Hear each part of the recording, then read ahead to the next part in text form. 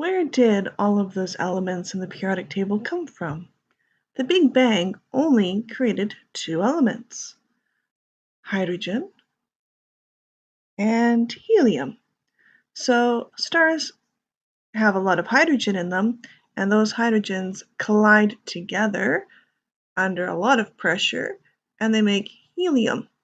That process is called fusion, nuclear fusion, and that makes a lot of energy. So where did all of the other ones come from?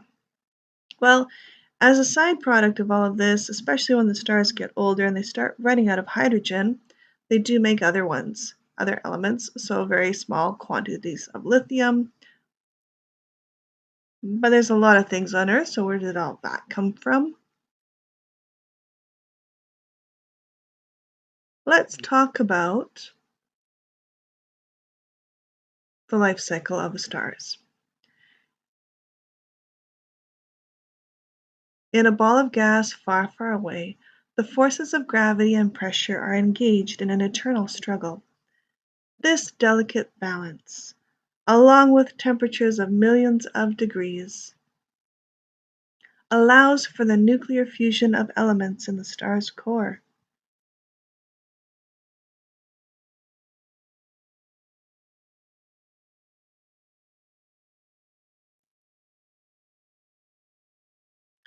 Birth and youth. Do you know what this is? It may look like a purple smear on a black screen, but it is actually the place where all stars are born. It is the first stage of the star life cycle, also known as a nebula.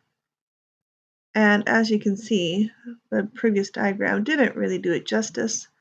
They are absolutely beautiful. On your notes, please write down nebula in the first box, the one on the bottom right. Inside that box, we're going to describe what a nebula is. It is a giant cloud of gas and dust. Write that down, but leave some room because there will just be a little bit more that we need to write. This particular nebula is called the Omega Nebula.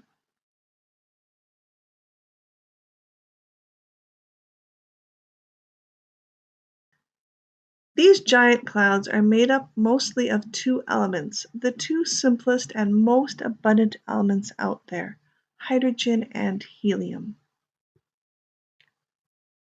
This is the Lagoon Nebula, the Horsehead Nebula. You can see a horse head there. The Carina Nebula,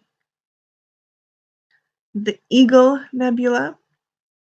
I'm going to zoom in on the top part where there's a magnificent stellar spire. Just to get an idea of how big this nebula is, that tower there is about 10 light years tall from the top to the bottom. The nearest star to our sun is only 5 light years away. This tower is more than twice that distance in height. Doesn't that top of that tower there seem pretty cool? Let's zoom in. This is what it looks like up close. I'm not sure what the official name for the structure is, but it looks really cool.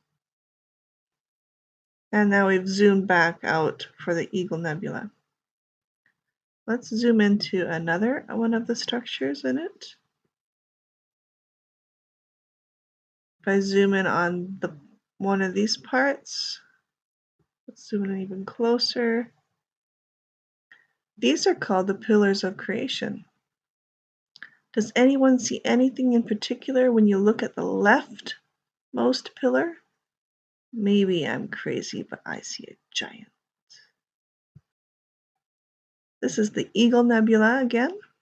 This picture is more to true color and does a good job of showing why it is called the Eagle Nebula. Notice the eagle, talons extended and wings back.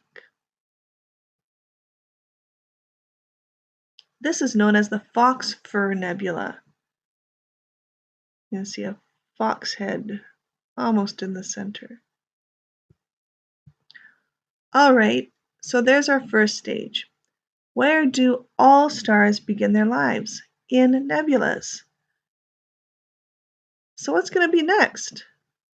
Little pockets of these giant nebulas begin to collapse in on themselves thanks to gravity. When this happens, you get a protostar. Prototype means something that you're getting close to, but not quite the real thing. As more and more of the gas in a nebula clump together through gravity, it begins to stick together and it begins to heat up. Gravity is also increasing and it's just getting larger, more dense, and stars packing more together. Here are some examples of protostars.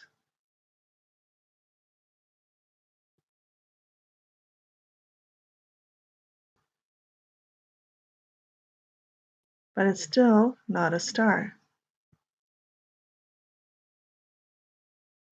In the Carina Nebula, there are parts that are still clumping together.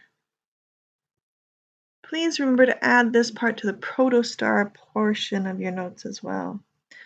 So right now we are traveling inside the protostar.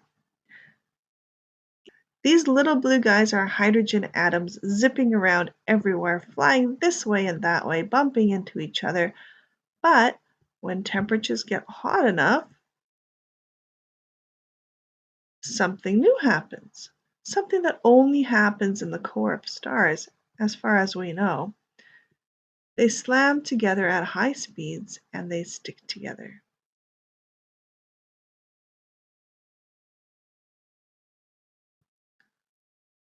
The last part of the protostar notes. This is called nuclear fusion, and when it happens, that officially marks the beginning of a star's life. Let's go to the box at the bottom of the notes. It says that the most important term to remember when talking about stars is nuclear fusion. Here's what we'll say about nuclear fusion. It's when two or more atoms combine to make a heavier element, giving off light and heat in the process.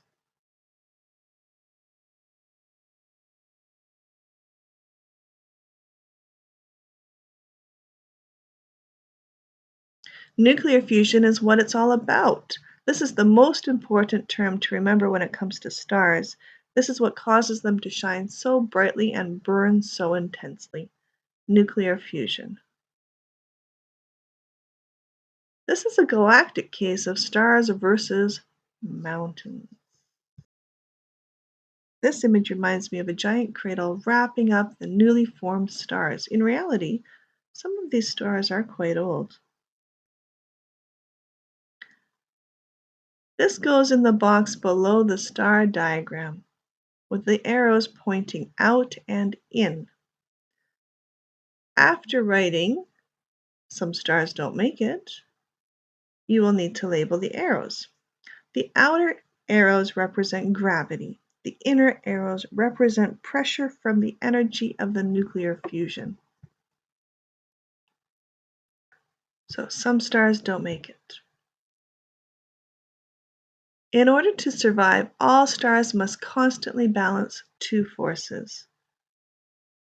Gravity, which is caused by the mass of the star and is trying to squish the star even closer together,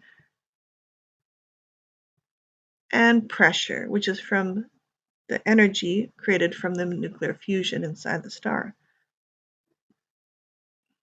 Those have to be in a balance in order for the stars to survive. So right now we have nebula going to protostars, going to actual stars, performing nuclear fusion and giving off light and heat. So much light that even 93 million miles away, we still can't even look at the sun. So hot that even from 93 million miles away, it's enough to fry your body. That is some serious energy. Anyways, you notice on our diagram that we have faced our first fork in the road.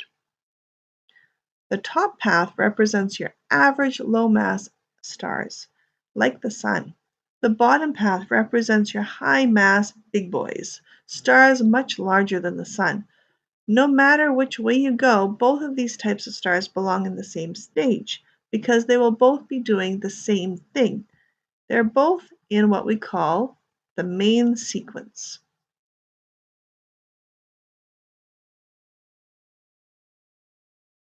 So in your notes, the big long rectangle after protostar is main sequence. First off, this is the longest stage of the star life cycle. I made the rectangle longer to represent that. This is a picture of our sun. Can you guess what stage of the star life cycle our sun is in? That's right, the main sequence. Stars in the main sequence spend all of their time fusing hydrogen into helium all day, all night, non-stop. This is what our sun is doing.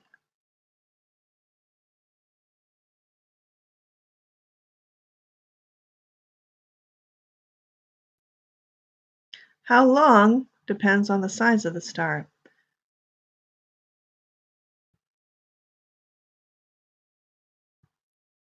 Which one do you think is going to run out of fuel faster, the big star or the little one?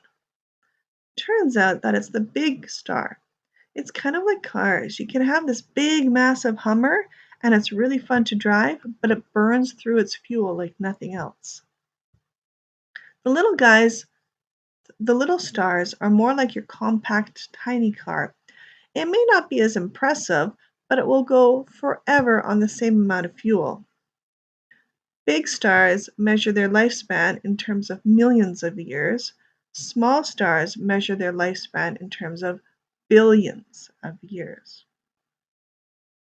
Our sun is 5 billion years old, but it's still only about halfway through using up all of its hydrogen. It has another 5 billion years to go, but eventually, like all stars, it will leave the main sequence. This happens when a star runs out of hydrogen. So there a star is minding its own business, just fusing along when suddenly, hydrogen? Hydrogen? Oh, have you ever felt so sad for a fictional blue ball before? No, no, you haven't. In reality, it's not exactly like this. It's just that collisions now are so infrequent that the pressure from fusion can no longer handle the gravity that's trying to collapse the star. So what happens? The fate of our sun. Well, we have nebula, protostars, and now to the main sequence stars, both low mass and high mass. And then we move on to what we call red giants and red supergiants.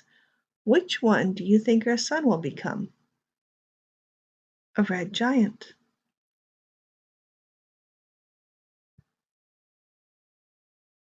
This is a simplified illustration of the demise of the Earth at the time that the sun becomes a red giant. Exploding Earth and escaping rockets piloted by, me of course, are all there for kicks. So there's the sun, there's the Earth, and as the sun moves into a red giant, grows, poor Earth. Oh, there's the rocket. Yay!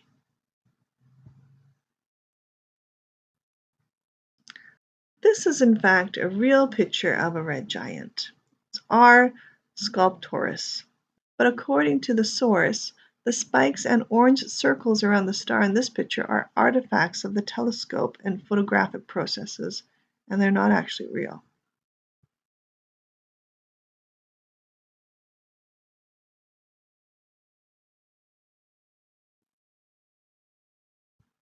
The star now shrinks until the center becomes hot enough to fuse helium into carbon, and then it grows 10 times bigger, glows red, and becomes a red giant.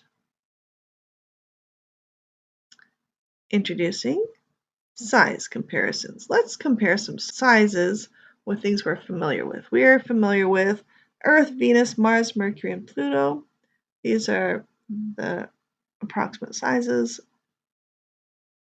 So in terms of all of the terrestrial planets, Earth is actually the largest. Let's put in our gas giants as well. The gas giants are all way bigger than the Earth. Let's put in our sun. The sun is so much bigger than even Jupiter. This is the solar system comparison. And these are comparisons of other stars. Our sun compared to Sirius, the brightest star in the sky, and in the constellation Canis Major, the big dog, Pollux in Gemini in the twins, and Arcturus. Pollux and Arcturus are orange giants, but essentially red giants for the purpose of this class. Previous stars compared with Rigel in Orion, Aldebaran in Taurus, the Betelgeuse in Orion, and Antares in Scorpio. Rigel is a blue supergiant. Aldebaran is an orange giant. Betelgeuse is a red supergiant. Antares is a red supergiant. Red supergiants are the same as red giants, except the stars were bigger to begin with, which means they had more hydrogen to begin with, which means now they're having more helium as well. These are the largest stars in the universe, and they can fuse elements all the way up to iron on the periodic table. This is the image of Betelgeuse in Orion, which is located at the top left. It has little lines around it. Compared to the orbit of Earth and Jupiter, Rigel from the last image is at the bottom right of this diagram. The Orion Nebula is at the bottom middle in the middle of the trapezoid. Betelgeuse is most likely somewhere between 500 and 700 light years away. So looking at stars, it is like we're time traveling, which is really time traveling in the past, since it takes so long for the light to reach us. In the case of Betelgeuse, we are looking about 500 or so years into the past. Okay, so now we have our nebula, our protostar, our main sequence stars, our red giant or super red giant, and now one of my favorite stages, the planetary nebula. Here's a simplified version of what's going on, and we need to add this to your notes as well. So as the pressure wins, the gravity decreases. The core shrinks as the outer layer of gas gets puffed away.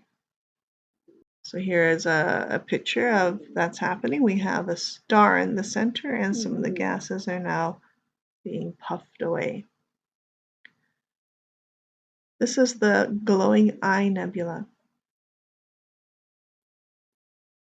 This is the ring nebula.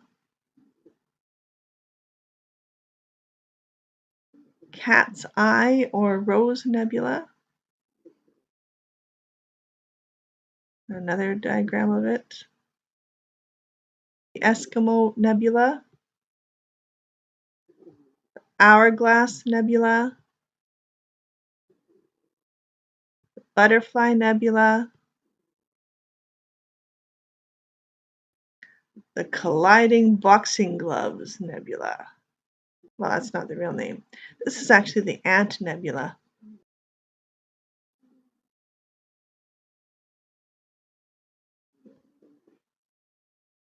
Okay, so here we have our diagram with our planetary nebula included, and that now turns into a white dwarf star. White dwarf is the leftover core after the planetary nebula. Here is the Earth, and there is the size of an average white dwarf star. It has about the same mass as the Sun, but since fusion is not taking place, there is no inward pressure pushing out to counteract gravity. Thus, it has extremely high density. The temperature is around hundreds of thousands of Kelvin, but there's no fusion, so eventually it will slowly burn out into a black dwarf. Even the first white dwarfs to show up in the universe still have temperatures at least 1,000 Kelvin. Thus, black dwarfs are only theorized and none have actually been discovered yet. Remember this picture of the sun compared to all of the planets? And this one showing the sun compared to the red giants? And then shrinking down with all of that mass until it is the size of the Earth. Nuclear fusion is no longer occurring. White dwarfs will slowly burn out. This is the glowing eye nebula, and in the middle is a white dwarf. And the outside of here will be called a planetary nebula. Let's go back through these ones. So remember this one. This is the ring nebula. In the middle there is a white dwarf, and around that is the planetary nebula. Cat's eye. In the middle is a white dwarf star, and we have a planetary nebula outside of it. Eskimo Nebula, you have your white dwarf in the middle, and the planetary nebula outside. Hourglass Nebula, white dwarf is in the middle, planetary nebula outside. Butterfly Nebula, a little harder to see here.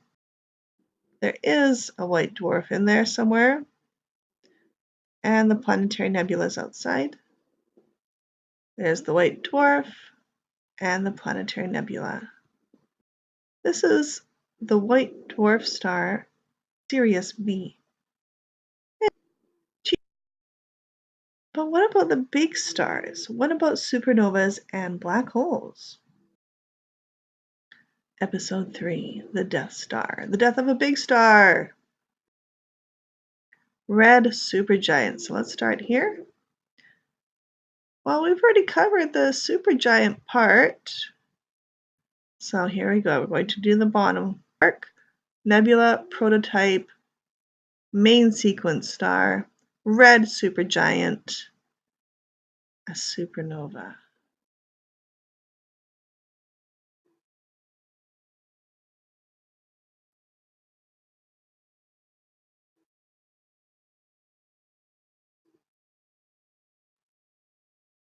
Here's a significantly simpler and lamer version. Let's get some information down in our notes.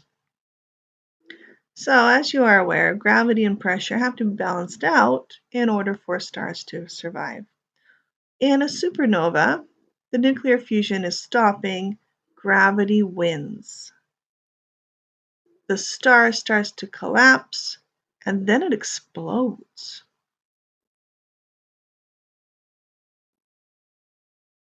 Eta Carina. This is actually a supernova imposter, but it looks like what the real thing would be. Remember how many stars are in a galaxy? Billions of billions. The bright spot in this one is a supernova.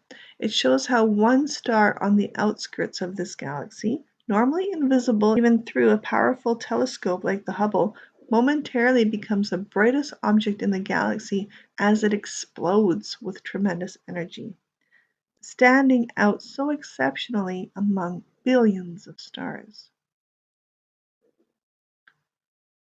This is where a lot of the different elements come from. This is the general idea, but in reality it's more complicated. So basically all of this large amount of heat and energy in a supernova and all of these different types of atoms slamming together at random start creating the heaviest elements out there.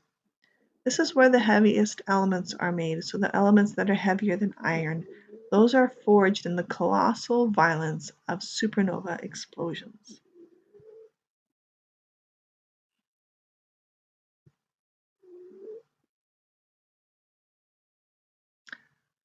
So the lighter elements, so the really light ones, are formed in the Big Bang. And then the medium ones, medium-sized ones up to iron are formed in stars through fusion. And finally, the heaviest ones are formed during supernovas.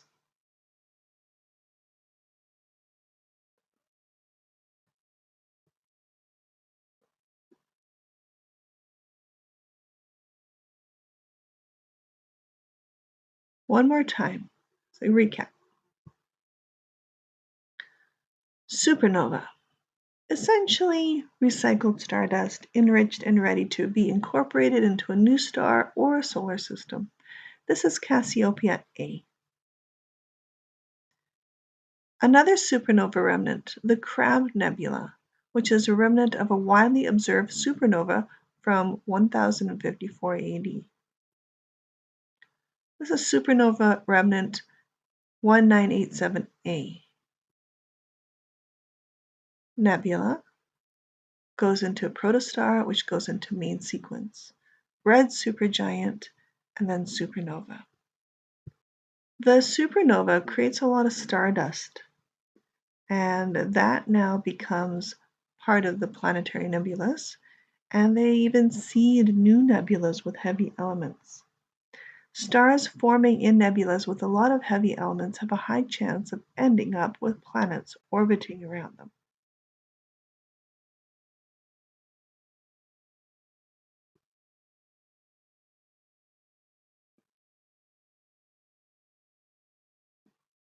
The element-rich leftovers of an exploded star or planetary nebula are ready to be reused in the universe.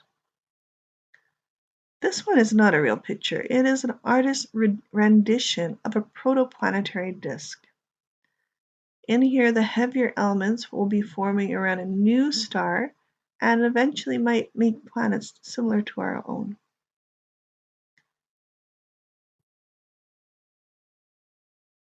So these are all artist renditions. And another artist's rendition.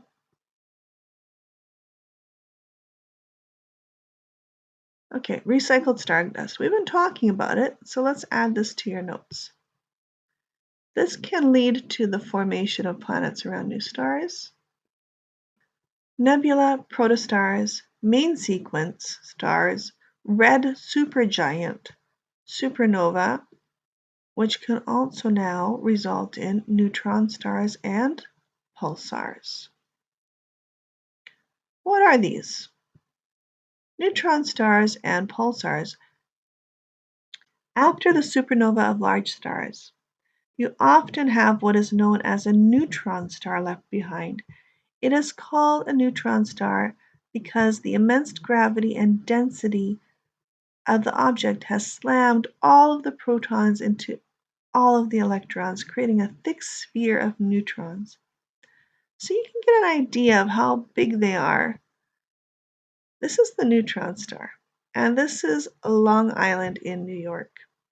Neutron stars are incredibly small compared to what they once were, a matter of miles in diameter as opposed to millions of miles, which means they have immense density and a very small size. One spoonful of a neutron star weighs as much as Mount Everest. There are lots of neutron star videos on the YouTube, so you can watch some of those if you want. This is an artist rendition, by the way. A pulsar is a neutron star that spins and shoots energy into space. So it's like this, and it's spinning. This is an artist rendition. And as it spins, it's kind of like a lighthouse that way. It shoots the energy in that direction. A pulsar is a rapidly spinning neutron star, which is the small, incredibly dense remnant of a much more massive star. A teaspoon of matter from a neutron star weighs as much as Mount Everest, and a neutron star is so compact that a ball about 15 miles across contains more matter than our sun. Neutron stars spin between 7 and 40,000 times a minute and form with incredibly strong magnetic fields. Rapid spin and intense magnetic fields drive powerful beams of electromagnetic radiation, including gamma rays. As the pulsar rotates, these beams sweep the sky like a lighthouse. To a distant observer, the pulsar appears to blink on and off. Pulsars slow down as they age, but some of the oldest pulsars spin hundreds of times a second. Each of these millisecond pulsars orbits a normal star. Over time, the impact of gas pulled from the normal star has spun the pulsar up to incredible speeds. This accretion may be the cause of their weaker magnetic fields. Despite this, these pulsars also emit gamma rays. This is the Vela pulsar, the Hand of God, also known as PSRB 1509-58 pulsar. The Crab Nebula when viewed in X-ray with Chandra. Okay, so now we have nebula, protostars, main sequence stars, red supergiant, supernova. Oh, hold on. The supernova does make pulsars or neutron stars, or it could make a black hole. Black holes. Forms from supernovas of the most massive stars.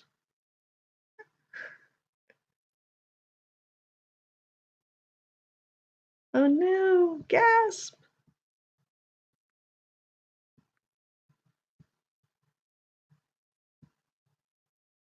Gravity is so powerful that not even light can escape.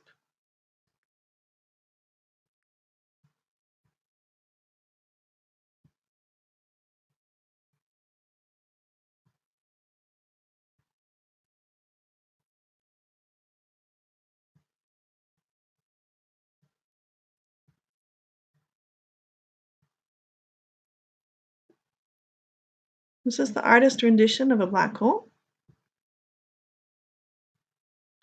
This is the rendition of the lensing effect of the black hole, so it actually can warp light. This is the full cycle from start to finish.